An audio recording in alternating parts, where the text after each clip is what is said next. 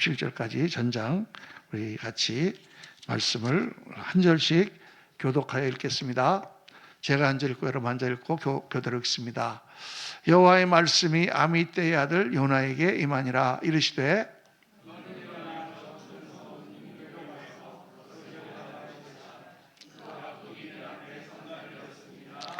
그러나 요나가 여호와의 얼굴을 피하려고 일어나 다시스로 도망하려 하여 욥바로 내려갔더니 마침 다시스로 가는 배를 만난지라. 여호와의 얼굴을 피하여 그들과 함께 다시스로 가려고 뱃삭을 주고 배에 올랐더라.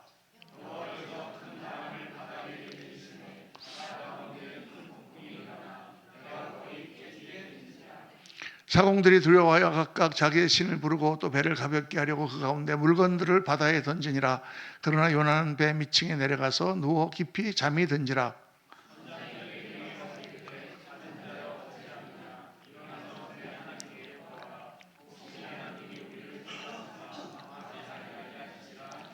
그들이 서로 이르되 자 우리가 제비를 뽑아 이 재앙이 누구로 말미암아 우리에게 임하였나 알아보자 하고 그 제비를 뽑으니 제비가 요나에게 뽑힌지라.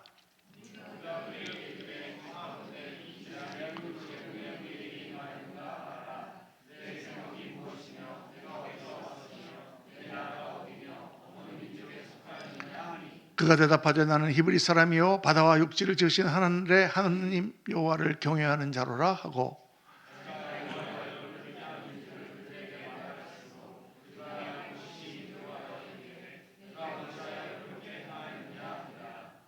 바다가 점점 흉흉한지라. 무리가 그에게 이르되 우리가 너를 어떻게 하여야 바다가 우리를 위하여 잔잔하겠느냐 하니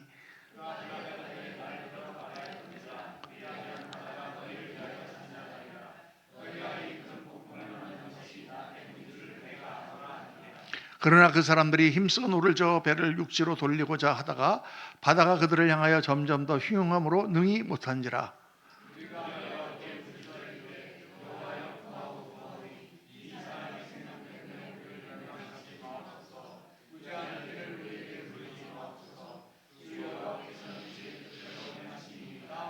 요나를 들어 바다에 던짐에 바다가 뛰어노는 것이 곧 그친지라.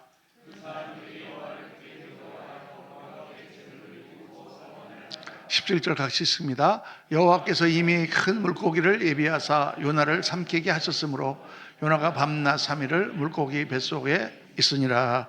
아멘 아멘 아멘 아멘. 오늘 말씀 제목은 놓지 않으시는 하나님. 놓지 않으시는 하나님. 우리를 끝까지 추적하셔서 우리를 하나님 앞에 바르게 만드시고 아름다운 인생을 살게 하시는 하나님, 그런 하나님의 사랑에 대해서 묵상을 합니다. 사실은 이제 제가 미국에 들어가기 전에 에베소서를 묵상하다가 3장까지 묵상을 했는데 이제 오늘 4장을 해야 될 차례예요.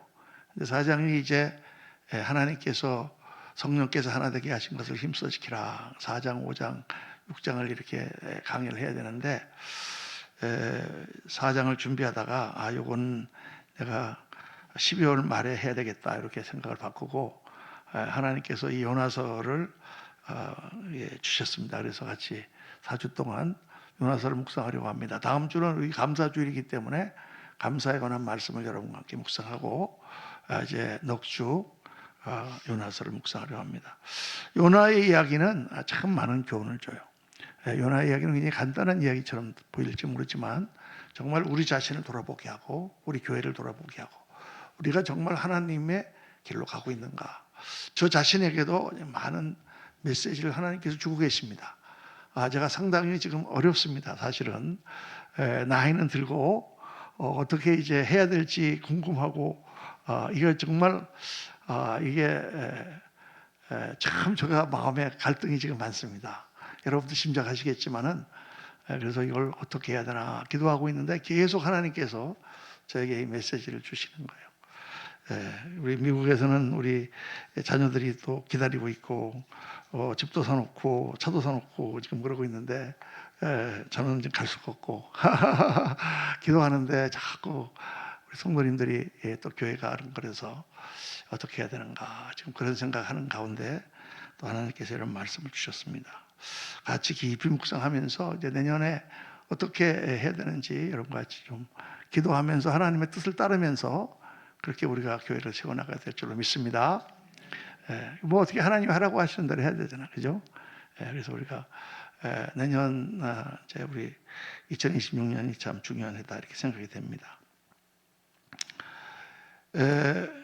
요나는 전체가 넉 장으로 되어 있어요. 넉 장, 간단한 스토리인데 요나서의 첫째 장은 하나님의 은혜, 추적하시는 은혜, 우리를 붙들어서 꼭 하나님께서 끄집어내시는 은혜에 말씀하고, 이 두 번째 장은 요나가 물고기 뱃속에 들어가서 하나님께 회개하는 그런 내용이 2장이고, 3장에는 이제 하나님께서 물고기 뱃속에서 요나를 꺼내니까 요나가 가서 맡은 사명을 감당하는 게 3장이고, 4장에는 하나님이 그 이방 백성을 얼마나 사랑하시는지 요나에게 깨닫게 하시고, 세계 선교라는 것이 정말 무의미한 것처럼 보이는데 그게 얼마나 우리에게 중요한 사명인지를 말씀하십니다. 그래서 이 4장을 매주일 한 장씩 여러분과 함께 묵상하려고 합니다.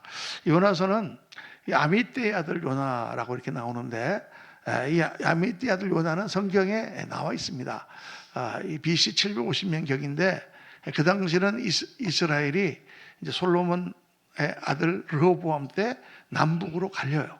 유다 지파와 베냐민 지파가 유다 나라, 예루살렘이 있는 유다 나라 본 나라를 이루고, 10지파가 떠나서 그 사마리아 땅 베델 북쪽으로 갈릴리 지방까지 그들이 10지파가 북이스라엘을 만듭니다. 그래서 이 남왕국과 북왕국 이게 거의 한 150년 이상, 200년 가까이 남북으로 갈려 있다가 북왕국이 먼저 망하고 150년 뒤에 남왕국이 또 망하고 이렇게 하는 그런 역사가 있는데, 그 북이스라엘 남쪽에서는 유다의 히스기야 왕이 통치하고 있을 때에 여로보암 2세, 첫 여로보암 1세는 이스라엘 백성을 끌고 북으로 가서 북이스라엘 세운 왕이 여로보암이고, 그 2세 여로보암 2세 때 그 요나의 이야기가 열왕기상의 14장에 나옵니다. 거기 보면은 하나님께서 요나에게 말씀을 주세요.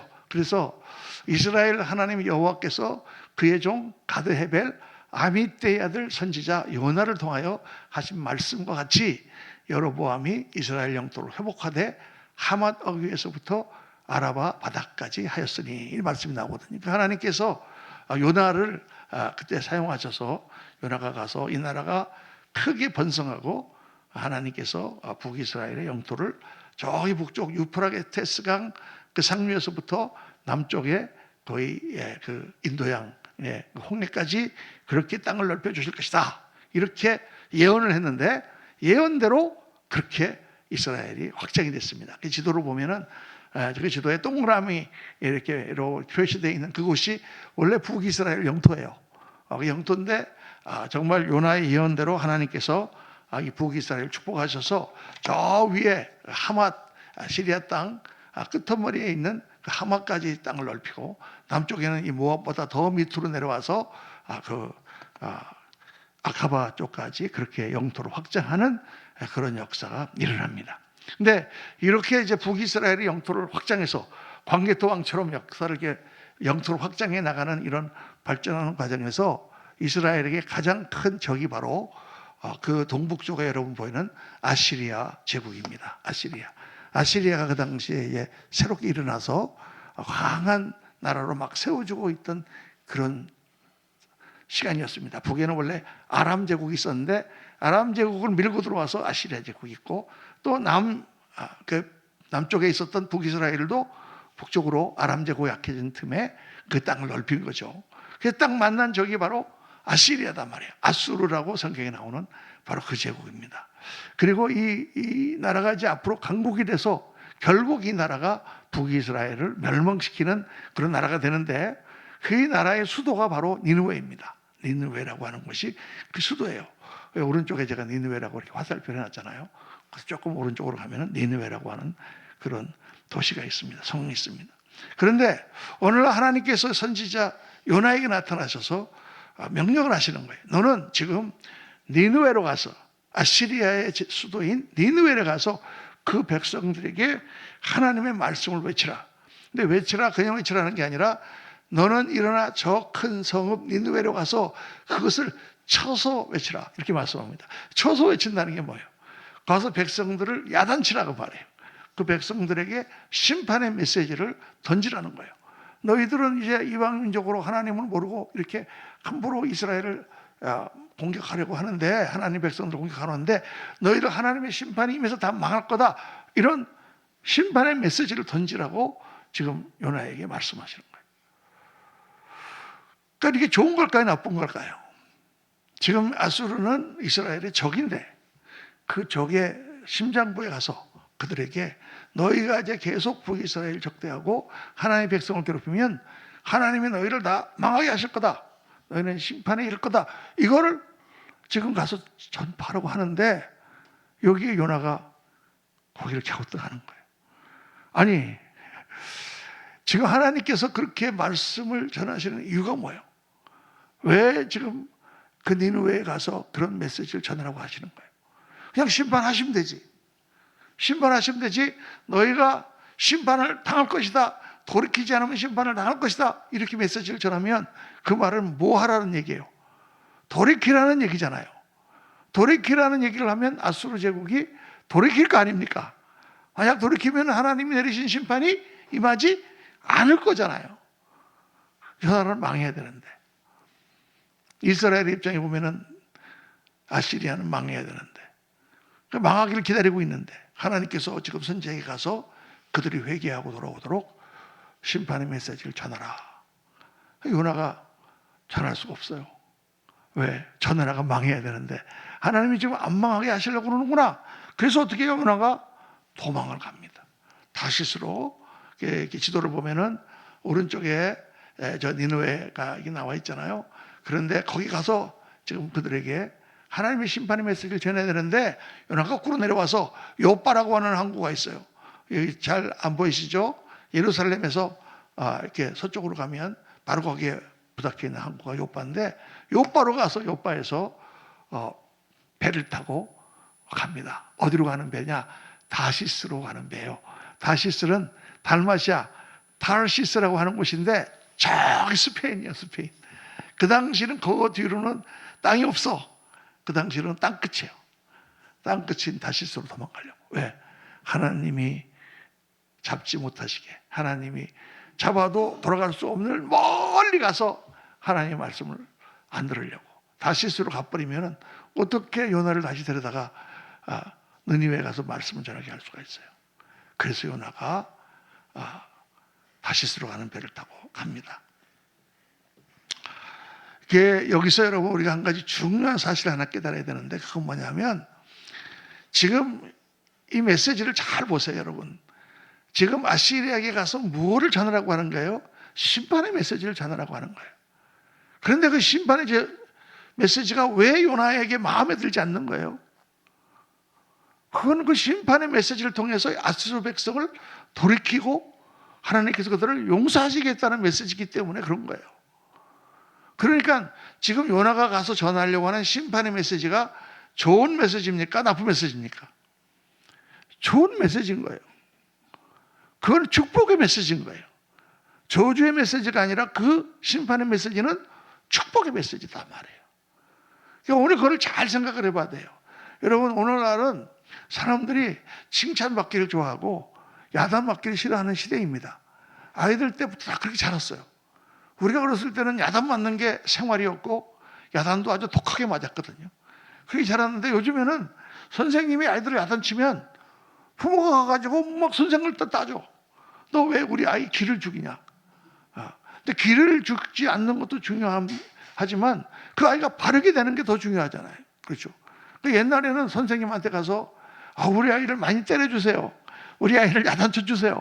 막 이렇게 부모님들이 얘기를 했는데 지금은 애를 야단치면 선생한테 가서 선생한테 죽방을 날리는 막 그런 시대가 됐단 말이에요. 이상하게 된 거예요. 그러니까 교회에서도 목사님이 좋은 얘기를 해야 돼요. 오늘 성도님들 하나님 용서하십니다. 사랑하십니다. 여러분들 괜찮습니다. 다 괜찮아요. 그럴 수 있어요. 이렇게 얘기하면 오늘 은혜 많이 받았습니다. 목사님 감사합니다. 막 이렇게 합니다. 그런데 목사님이 이거 잘못된 거예요. 회개하세요. 여러분 그렇게 신앙생활하면 안 돼. 절대 안 됩니다. 막 이렇게 얘기하면 나갈 때 악수할 때부터 인상을 이렇게 쓰고 밥 먹을 때도 밥맛도 별로 없고 빨리 가자 집에. 야단 맞기 싫어하는 거예요. 그런데 여러분 사실 이게 목사의 고민이거든요. 예. 여러분 좋은 얘기를 듣기 좋아하지만 좀 하나님 말씀을 보세요. 어떻게 돼 있나. 하나님 말씀은 70% 이상 80%가 다 경고의 메시지요, 고쳐야 되는 메시지요, 칭찬하는 메시지는 얼마 안 돼요. 정말 우리가 잘 되기를 원하고 정말 성도님들이 하나님 앞에 신앙생활을 잘해서 정말 하나님 주시는 복을 받기 원하고 정말 하나님 기뻐하시는 성도님들이 되고 이 땅에서 하나님 쓰임을 받고 영원한 나라에서 면류관 받는 그런 성도가 되게 하려면 목사님이 어떻게 해야 돼요? 자꾸 틀렸고 나태하면 야단을 치고 그렇게 신앙생활을 되겠느냐? 이렇게 해야 된다 그 말이에요. 그런데 그러지 못하는 현실이 너무 안타까운 거예요.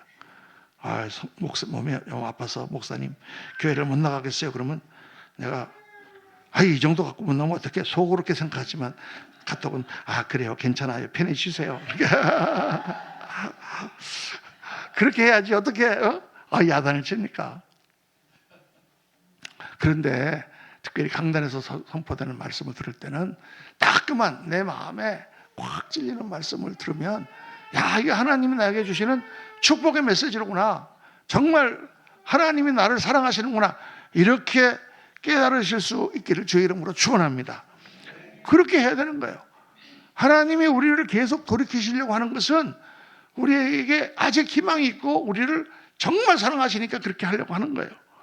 만약에 요나가 다시스로 가는 배를 타고 그냥 가버렸다. 그걸로 이야기가 끝나버리면 사실 요나서는 없는 거죠. 그렇게 하실 수 있어요, 하나님께서. 요나가 안 되면 전화를 구하시면 되고, 전화가 안 되면 그 날을 불러가지고 쓰시면 되지. 아니, 니느웨에 가서 말씀을 전할 사람이 없냐, 그 말이에요. 얼마든지 많죠. 그런데 하나님이 요나를 부르시고, 요나에게 그 일을 시키시려고 하는데, 요나가 도망가면, 그래, 너 도망가라. 다른 사람 쓰면 되지. 이렇게 하시질 않고, 그 요나를 끝까지 하나님 추적하셔갖고, 고래 뱃속까지 집어넣어서 요나한테 깨닫게 하셔서 그 요나를 붙잡아다가 니느웨로 가서 그 말씀을 전하게 하신다고 말이죠. 이게 하나님의 사랑이요, 그 우리를 향한 집착이에요. 하나님 집착. 끝까지 우리를 붙드시는 하나님. 여러분 한 분 한 분도 마찬가지입니다. 여러분 한 분 한 분이 예수 안 믿으면 안 믿으면 다른 사람 또 믿으면 돼요. 하나님 나라에 사람이 없습니까? 하나님 나라에 일꾼이 없습니까? 내가 하나님이 안 하겠습니다 하면 다른 사람들은 다 쓰시면 돼요. 근데 하나님께서 끝까지 우리를 쓰시고 우리를 붙드시는 이유는 왜요? 우리를 사랑하시기 때문입니다. 할렐루야. 이게 오늘의 주제예요. 우리가 하나님 옆에 회개해야 되는 이유는 그 사랑을 우리가 깨닫기 때문에 그래요, 여러분. 하나님은 포기하시지 않습니다. 아무리 고집이 세고 아무리 반항을 해도 하나님은 끝까지 우리를 추적해서 붙들어 앉히시는 거예요. 그래서 요나가 배를 타고 도망가는데 어떻게 하세요? 하나님께서 풍랑을 일으키시는 거예요. 풍랑을. 이 풍랑이 왜 일어났습니까? 평상시에 같으면 풍랑이 일어나지 않아야 될 그러한 시즌인데 풍랑이 일어난 거예요. 그러니까 막 뱃사람들이 난리가 났습니다. 어떻게 된 거야 이거? 큰일 났네. 이렇게 날씨가 좋은데 좋아야 될 때인데 이렇게 풍랑이 일어난 거는 분명히 누가 신을 모독해서 그런 거다. 막 난리가 난 거예요. 그런데 그렇게 막 신들을 부르면서 막 찾고 있는데 선장이 이렇게 내려가다가 누가 또 없나 하고 보니까 요나가 거기서 굴굴 잠이 들어있는 거야. 그 선장이 막 화가 나갖고 요나를 깨우죠. 당신 뭐라도 좀 해라. 다 지금 사람들이 난리로 기도하고 있는데 당신만 여기서 잠자고 있냐. 그 요나의 모습을 하나님 보여주시는 거예요. 우리에게 지금 여러 가지 사건들이 일어나고 나한테 어려운 일들이 일어나고 문제가 일어나고 다 뭔가 해도 안 되고 이렇게 복잡한데 이게 왜 이러냐 이게 말이에요. 정말 똑똑하고 정말 훌륭하신 분들이 왜 일이 잘 안 되냐고 말이에요. 왜 이렇게 어려운 일들이 계속 일어나느냐. 이럴 때 우리는 잠자고 있어요. 뭔가 하나님이 전하시려고 하는 메시지가 거기 있는데 우리는 그런 일들을 계속 겪으면서도 영이 잠들어 있다고 말해요. 요나처럼. 그래서 하나님께서 그 사람들에게 제비를 뽑게 하시죠. 그 사람들의 미신이에요. 이렇게 날씨가 좋아야 되는데 이렇게 풍랑이 일어나는 거는 분명히 이 중에 죄 지은 적 하나 있는 거야. 그 죄 때문에 신이 노한 거야. 누군가 한번 제비를 뽑아보자. 그 제비를 뽑아봤더니 누가 걸렸어요? 요나가 딱 걸린 거예요. 여러분, 이 사건을 통해서 하나님이 지금 무슨 말씀하시려고 합니까? 이렇게 살아가다가 풍랑을 만나면은 제비를 뽑아라. 이거는 뭐냐? 하나님이 요나를 지금 계속 추적하고 계신 것을 알려주시는 거예요. 여러분, 우리 가운데 일어나는 여러 가지 일들이 뭐 좋은 일도 있고 나쁜 일들도 있고 많은 일들이 있어요.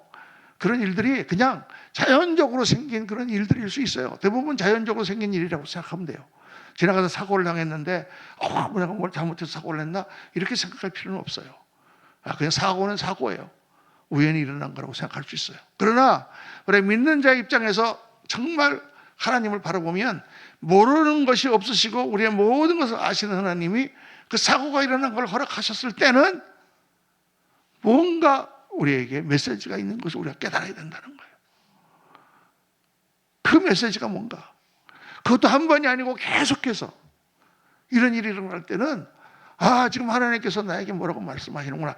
이거를 깨닫고 깊이 기도하는 가운데 빨리 돌아와야 그 사람이 하나님께 복을 받고 쓰임을 받게 되는 줄로 믿습니다. 이게 중요한 거예요. 이게 오늘 메시지의 주 메시지예요, 여러분. 제가 뉴욕에서 처음 목회를 시작했어요. 그때가 나이가 35살이었고 34살.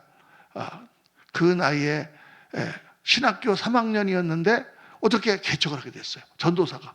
그 당시에는 우리 교단이 이렇게 까다로워가지고 졸업을 하고 나서 1년이 지나야만 목사 안수를 받을 수 있었어요. 근데 벌써 6개월 전에 졸업하기도 전에 교회를 시작했으니 1년 반을 전도사로 교회를 해야 돼요. 목사가 아니고. 축도도 못하고 세례식도 못하고 성찬식도 못하고 그냥 하여간 사람들 모아서 성경 공부하고 주일 예배만 인도하는 그런 목회를 하고 있는데 1월 달에 교회를 시작을 했는데 8명이서 그 집사님 가정에서 시작했다가 유치원 이제 지하실을 빌려가지고 깜깜한 지하실 조그만 방에 요거 한 3분의 1이나 4분의 1이나 될까? 하나 방에서 이제 몇 명이 모여서 기도하는데 어제 성도님들이 자꾸 오는 거예요. 그래가지고 한 6개월을 이제 창립 예배를 9월 달에 드리려고 했는데 거의 교인이 한 35명, 40명 이렇게 됐어요. 그러니까 막 교회가 막 앉을 자리가 없어갖고 이제 거기서 1층 올라와서 예배를 드리고 막 하는데 막 빡빡하게 앉아도 안 되고 막 이렇게 된 거예요. 얼마나 감사합니까? 지금 전도사가. 그런데 이제 그 다음 해가 돼가지고 1991년 1월 달인데 이제 1월 달이면은 이렇게 신년 이렇게 모임을 하잖아요. 그래서 우리 동창회가 열렸어요. 거기 우리 이제 그 신학교, 미국 신학교 같이 나온 한국 목사님들하고 전도사님들하고 이제 한 30-40명 모였는데 거기서 이제 신년 할애한다고 같이 밥 먹고 막 그러면서 그걸 우리 교회에서 하게 됐단 말이에요. 그러니까 막 사람들이 칭찬하는 거예요. 야, 이거 뭐 문전도사님 뭐 대단하네. 그러면서 어떻게 이렇게 말이지 요즘 개척해도 사람들이 안 오는데 이렇게 사람들이 많이 왔냐고. 그러면서 저한테 개척교회 세미나를 하라는 거예요. 개척교회 세미나. 무슨 세미나예요? 그냥 하나님 은혜지. 그랬더니 아니야. 그 문전도사가 정말 이런 거를 혼자 갖고 있으면 이거는 죄야. 다른 전도사님들하고 나눠가지고 그렇게 해야 돼. 막 그래가지고 그러면 뭐 한번 합시다. 그리고 이제 1월 말에 사람들을 모았는데 한 30-40명 모였어요. 동창들이. 그래갖고 그냥 지하실에서 제가 이렇게 이제 그때 이거 아니고 그때는 오버헤드 프로젝터라고 이렇게 붙여갖고 이렇게 넘기는 거 그거를 하면서 쫙 제가 또 이 세미나는 잘하지 않습니까? 그래서 그냥 그때부터 뭐 개척 준비는 어떻게 해야 되고 뭐 기도는 어떻게 해야 되고 뭐 전도는 어떻게 하고 뭐 이렇게 하고 뭐 성경 공부 뭐 제자훈련 하면서 막 쫙 했는데 뭐 끝나고 나니까 뭐 사람들이 너무 은혜 받았다고 막 칭찬을 해요. 정말 너무 좋았다고. 근데 그날 저녁에 집에 갔는데 세상에 마음이 찜찜한 거예요. 거기 가면 보니까 내 자랑만 잔뜩 한 것 같아. 전부 세미나가 보니까 자랑이야. 가르쳐준 게 아니라. 그래서 이거 이렇게 자랑해도 되나? 그런데 그때부터 바로 그 다음 주에요. 그 다음 주에 교회를 딱 갔는데 창문이 뚫려 있고 카피 머신을 두고 훔쳐간 거예요. 그 중국 카피 머신인데 흑백으로 나오는 그 당시에는 칼라가 없고 요만한 건데 그 새 거를 사려면 새 거가요 3,400불이었어요. 제가 지금 이름도 분명히 값도 기억하잖아요. 3,400불. 지금 같으면 한 500만 원 정도 줘야 되는 거예요. 근데 그거 이제 준 거니까 싼 건데, 그걸 뭐가 돈이 된다고 훔쳐가. 창문을 뚫고 와서. 근데 당장 우리가 주보를 만들 수가 없잖아요. 그것 때문에. 그래가지고 이제 수요일 날 성도님들한테 몇 명 안 나와서 수요일 날 한 10명 나오는데, 아이고, 카피 머신을 도둑질을 해갔습니다. 이거 참, 주보를 다음 주부터 어디서 해야 될지 걱정입니다. 이렇게 내가 얘기를 했는데, 그 토요일 날 교회에 나온 지 지금 불과 한 3, 4개월밖에 안 되는, 정말 예수를 처음 믿은 성도님들인데, 저기 브루클린이라고 어려운 데서 야채 가게, 야채 장사하고 있는 성도님이거든요. 그런데 그 토요일 날 오후에 저녁 때 저를 찾아온 거예요, 사무실로. 제가 설교 준비하고 있는데. 그러더니 이런 봉투를, 노란 봉투를 갖고 왔어요. 빵 담는 봉투 같은 거 있잖아요. 목사님이고. 그래서 뭐예요? 그랬더니 3,400불이에요. 그 왜요? 그랬더니 카피 머신을 잃어버렸는데 사셔야지요. 열어보니까요, 그날 매상을 다 갖고 온 거야. 거기에는 뭐 100불짜리도 한 몇 장 있지만은 1불짜리가 가득해. 그러니까 이만한, 지금 같으면 1,000원짜리 5,000원짜리 모아가지고 그 3,400불을 만들어 갖고 이거를 카피 머신을 사시라고. 얼마나 제가 눈물이 나는지. 아니, 지금 이분들이 뭐 예수님 오래 믿은 분도 아니고 지금 불과 교회 나온 지, 교회라는 데는 처음 한 3, 4개월밖에 안 되는데, 이렇게 카피 머신을 너무 감사해. 그래서 막 기도를 해드리고 이제 주일날 발표를 하고, 그 다음날 뉴욕 사목이라고 있어요. 거기서 이제 탁 카피 머신을 들어왔단 말이에요. 할렐루야. 창문 뚫고 와서 창문 다 내가 또 쇠창살에 갖고 맞고 지하실 그렇게 했는데, 그걸 딱 갖다 놓고 일주일 만에 또 도둑이 들어서 그걸 훔쳐간 거예요. 이번에는 창문을 다 막아놓으니까 정문을 부수고, 정문을 그냥 뭘로 빠루로 해가지고 완전히 부수고 들어가지고는 그 색감 갖고 간 거예요. 딱 한 번 썼어요, 한 번. 아니, 카피 머신 뭐 잃어버린 것도 잃어버린 거지만은 그거를 지금 헌금을 했는데, 불과 지금 교회 나온 지 한 3, 4개월밖에 안 되는 성도가 그렇게 하루 매상을 다 갖고 와서 그걸 한 걸 갖다가 그냥 마음이 무너지는데 그냥 목회를 못 하겠는 거예요. 그랬는데 한 2주 지났는데 교회를 딱 새벽 기도로 왔는데, 글쎄 그냥 지하실이 허리까지 물이 차 있는 거예요. 둥둥둥둥 쥐가 막 떠다니고, 막 서류 막 죽은 쥐가 막 다니고, 서류 이런 거 막 난장판이고 컴퓨터하고 먹고 다 물에 잠기고, 막 물을 퍼내는데, 이거 퍼내도 보니까 그 지하실에 그 수도관이 이게 노후가 돼가지고 터져버린 거예요. 겨울이니까. 얼어갖고 이게 터져버리니까, 하루 종일. 나중에 이제 우리 집사님이 그거를 이제 그 썬큰 펌프라고 그래갖고 물에다가 담가놓으면은 이렇게 밖으로 빠져나오는 펌프가 있더라고, 그게. 그래서 그거를 갖고 와서 이제 겨우 그걸 하여간 다 정리를 하고, 컴퓨터도 다 망가져가지고 또 새로 중고를 사고 막 이렇게 이제 고생을 했어요. 그랬는데 그걸로 끝난 게 아니야. 그 당시에 또 이 뉴욕 치안이 너무 안 좋아가지고, 우리 권사님이 아침에 새벽 기도 오다가 눈길인데, 글쎄, 어떤 놈이 가방을 갖다가 채갖고 하는 바람에 그 붙잡고 끌려가다가 막 온몸에 막 멍이 들고 상처를 또 입었어요. 그 새벽 기도도 못 나오겠다고 막 그러지. 그런데 3월달에 했는데 우리 자매들이 셋이 사는 아파트가 있었는데 거기 강도가 들어와가지고 끔찍한 일을 막 당한 거예요. 막 그냥 견딜 수가 없는 거예요. 우리 자매 하나가 막 어려운 일을 당했는데 제가 막 너무 막 그것 때문에 열을 받아가지고, 전도사 때 그 기분이 어떤 기분인지 아세요, 여러분? 그 강도를 가서 내가 잡아갖고 막 총을 쏴서 죽이고 싶어. 그냥. 그러니까 5월 5일 날 제가 목사 안수를 받았는데 4월 말이 됐는데 도저히 목회를 못 하겠는 거예요. 아니, 지금 교인이 겨우 한 40명밖에 안 모였는데 이렇게 어려운 일이 많고, 성도 하나가 잘못되면 내 마음이 막 찢어질 것 같고 막 이런데, 이게 지금 뭐 한 200명만 되면 나는 죽겠구나. 어떻게 이거를 내가 감당할 수 있겠는가? 목사를 관두려면 지금 관둬야지. 나중에 안수받고 나면은 이거 관두지도 못하고 이거 어떻게 해야 되나? 그래서 산에 기도하러 올라갔습니다. 기도원에 가가지고 일주일 동안은 금식 기도를 했어요. 하나님 앞에.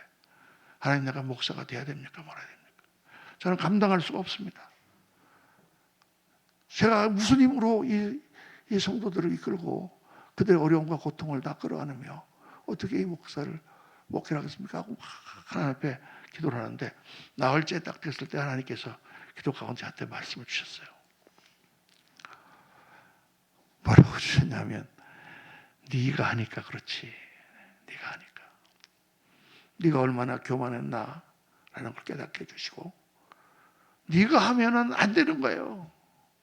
때로는 성도님들이 어려움이 있고 정말 불행을 당할 수가 있어요. 정말 마음이 찢어지는데 내가 어떻게 할 수가 없잖아요. 하나님이 하셔야지. 그때 깨달은 게 뭐냐면, 목사가 할 수 있는 일이 아무것도 없어요. 기도밖에 없는 거예요. 기도밖에. 이게 너무 답답한 거예요. 성도들이 막 돈이 없어서 굶고, 부인은 암에 걸리고, 남편은 택시 운전하다가 암 그거 하느라고 운전도 못하고, 그냥 집에 가니까 냉장고가 텅 비어 있어요. 애들은 굶고 있고. 그 애 데리고 나가서 맥도날드 사서 햄버거 사 먹이고, 성도들이랑 장을 막 받아가 가득 먹여주고. 어떻게 할 수가 없잖아요. 그걸요. 그거 막 하다가 보니까, 야, 내가 가서 그냥 비즈니스를 큰 걸 하나 해가지고 우리 성도님들 다 거기서 같이 일해갖고 먹여 살리고 막 거기 11조 뛰고, 그러다 보니까 이거 이단들이 하는 거구나. 할 수 있는 일이 없는 거예요. 기도밖에. 그때 하나님께서 깨닫게 해주시고, 내가 얼마나 교만했는가도 깨닫게 해주시고, 하나님을 의지하고 하나님께서 하시는 대로 따라가는 길이 참된 목회의 길인 것을 가르쳐 주셨어요. 제가 말씀드리고자 하는 것은, 때로는 하나님께서 그런 사건들을 통해서 우리한테 깊은 말씀을 주세요. 내가 뭐가 잘못됐는가? 내 영이 뭐가 잘못됐는가? 내 신앙생활이 지금 뭐가 잘못됐는가? 내가 무엇 때문에 신앙생활을 하는가? 무엇 때문에 내가 사역을 하는가? 이거를 어떻게 가르쳐 주시냐? 그냥 말씀만 가서는 안 되고, 때로는 이런 풍랑을 통해서, 여러 가지 일들을 통해서 우리한테 가르쳐 주신단 말이에요. 그럼 어떻게 해야 돼요? 빨리 그 가르침을 깨닫는 대로 우리가 순종하여 돌이켜야 되는 거예요. 그런데 요나는 그렇지 않았잖아요. 요나는 어떻게 합니까? 요나는 삐딱한 거예요. 하나님이 그렇게 하셨는데, 요나가 제비 뽑아서 자기가 딱 걸리니까 요나가 뭐라고 그럽니까? 그거 제가 하나님 말씀 순종 안 해서 그래요. 나 때문에 이 풍랑이 일어난 거예요. 그래요? 하나님이 이렇게, 난 선지자인데 이렇게 가서 메시지를 전하라고 그랬는데, 내가 아수르가 회개하고 돌아오는 게 너무 싫어서 나 지금 도망가려고 이 배를 탄 겁니다. 하나님, 나 때문에 이 풍랑이 일으키신 거예요. 그럼 어떻게 해요? 나를 물에 던지세요. 나를 죽이시면 돼요. 내가 물에 들어가면 없어집니다. 요나는 지금 어떻게 하려고 하는 거예요? 죽어버리려고 그러는 거예요. 그냥 죽어도 니느웨로 가서 그 아수르 제국이 다시 일어나는 것보다는 차라리 나 하나 죽어가지고 그냥 우리나라가 더 잘 되는 게 좋겠다라고 생각하는 거예요. 지금 여러분, 이게 회개입니까? 이건 회개가 아니라 반항이에요. 죽어도 니느웨 말씀 전하기 싫은 거예요. 차라리 나가 그냥 없어져. 그러면 요나가 정말 회개했다면 어떻게 했을까? 그러면 이 배를 돌리세요. 다시 옆으로 돌리세요. 내가 니느웨로 가겠습니다. 이렇게 해야 되는데, 그렇게 하지 않고 자기를 물에 던져라. 여러분, 많은 사람들이 이렇게 하나님 앞에 목숨 걸고 끝까지 저항합니다. 끝까지 저항해요. 어렵고 힘들고 아프고 정말 일도 안 되고 막 그러는데, 하나님 앞에 돌아와서 내가 어떻게 되는가를 해야 되는데 그렇게 하지 않고, 내가 뭘 잘못했다고 도대체 이런 걸 나한테 주는 거야. 내가 그만큼 할 만큼 했잖아요. 하나님, 나도. 이렇게까지 하셔야 됩니까? 이렇게. 그렇게 하나님 앞에 반항하는 마음이 있다 그 말이에요. 여러분, 여러분 그렇습니까? 저는요 없어요. 하나님 앞에 정말 저는 정말 저 같은 자를 이렇게 사용해 주신 것만도 너무 감사하지, 어떻게 하나님 앞에 컴플레인을 할 수가 있다 그 말입니까? 온 우주를 지으시고 정말 욥이 하나님 앞에 고백했던 것처럼 그 하나님을 우리가 어떻게 그 하나님 앞에 알 수가 있습니까? 이렇게 보면 그런 말씀이 나오잖아요. 너는 눈을 들어 하늘의 궁창을 바라보라. 내가 죄를 지은들 하나님의 영광을 가리겠으며 내가 선을 행한다고 하나님의 영광을 더하겠느냐? 이 온 우주를 지으신 하나님 앞에 나같이 벌레같이 먼지 같은 자가 조금 잘한다고 하나님의 영광이 높아지고 내가 좀 못한다고 하나님의 영광이 가려지겠냐? 그 말이에요.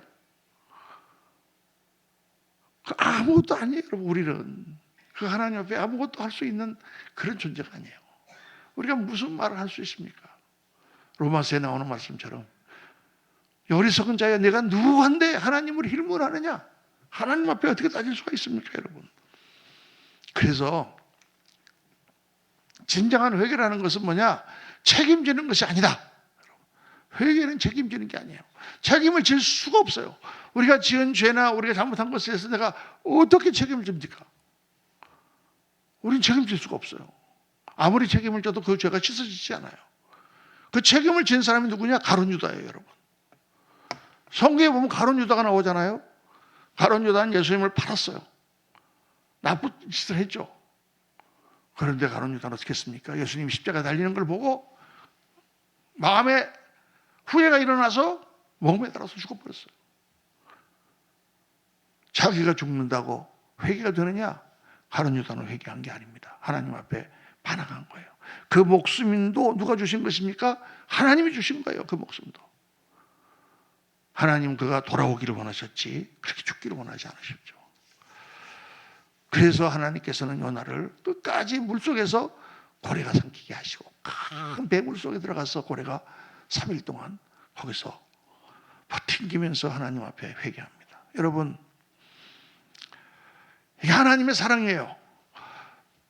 말 안 듣고 집 나가서 속 썩이는 자식을 기다리고 그 자식이 돌아오기를 기다리잖아요. 부모는 끝까지. 근데 그 자식이 화가 나서 부모 마음을 아프게 하려고 나가서 죽어버리면 어떻게 되겠습니까? 그건 회개가 아니죠. 그건 반항이에요.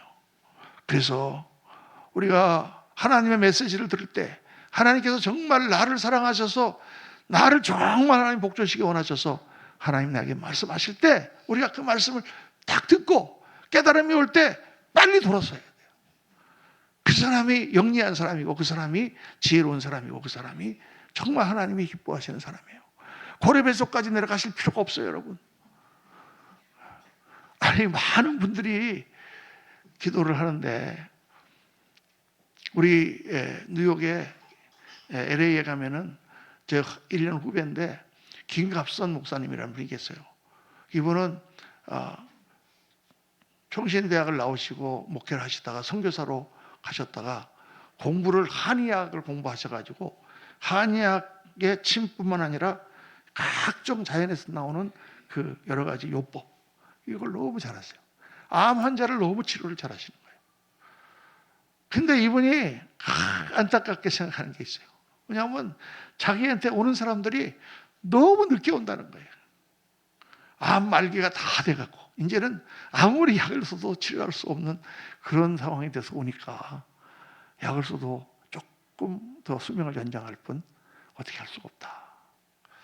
정말 그런 분을 저는 많이 봤습니다. 마지막에 이제 돌아가실 때가 돼서 그때야 자, 이거 회개합니다. 그것도 얼마나 감사해요. 여러분, 그래 거기까지 내려갈 필요가 뭐 있어요? 고레배속까지는 내려가기 전에 정말 하나님 주시는 말씀을 따라 내가 회개하겠습니다. 내가 하나님 돌이키겠습니다. 내가 이제 2025년도 다 가는데 앞으로 얼마나 인생이 남았는지 알 수 없는데 하나님 시키시는 대로 하겠습니다. 이렇게 고치고 돌아와야 될 줄로 믿습니다. 저부터 생각해서 우리 영원 성도님들이 오늘 메시지를 한번 생각해 보면서 내가 요나 같지 않은가? 내가 하나님 말씀을 부수장하고 계속 하나님이 가라고 하시는 방향에 반대 방향으로 가지 않았는가? 하나님은 나에게 많은 말씀하시는데 나는 잠자고 있지 않았는가? 그리고 오늘 하나님께서 돌아오라고 하시는데 내 마음에 오히려 하나님 앞에 반항하는 마음으로 나오고 있지 않은가? 만약에 오늘 이 설교 가운데 혹 나한테 하시는 말씀이 아닌가 하고 마음에 찔리는 부분이 있으시면 그분은 정말 하나님의 은혜가 임하신 거예요. 그 은혜를 꼭 받아서 하나님 정말 한번 밑바닥부터 내 신앙을 새롭게 한번 갈아엎어서 하나님이 기뻐하는 그런 쪽으로 가보기를 원합니다. 하나님이 크게 기뻐하시고 다 회복시켜 주시고 사용하시고 역사하시고 축복하실 줄로 믿습니다. 기도하겠습니다. 아버지 하나님, 오늘 메시지를 통해서 우리가 요나 같지 않은가 저희들 한번 생각해 봅니다. 하나님이 이걸 원하시는데 나의 어떤 생각과 나의 어떤 고집 때문에 다른 방향으로 가고 있지 않았는가? 하나님을 불순종하지 않았는가? 하나님이 시키시는 그 명령에 내가 지금 따라가고 있지 않지 않는가? 오늘 깊이 말씀 가운데 생각해 보고 잠자는 영혼을 깨어나서 하나님의 메시지를 듣고 빨리 돌아와서 정말 하나님 말씀대로 하겠습니다. 정말 주님 앞에 갈 때까지 주님을 영원롭게 하는 그런 종이 되기 원합니다. 기도하고 돌이키는 우리 성도님들 우리 자신 다 되도록 하나님 은혜를 베풀어 주시옵소서. 감사와 찬송을 주 앞에 올리며 우리 구주 예수 그리스도 이름으로 축복하며 기도하옵나이다. 아멘.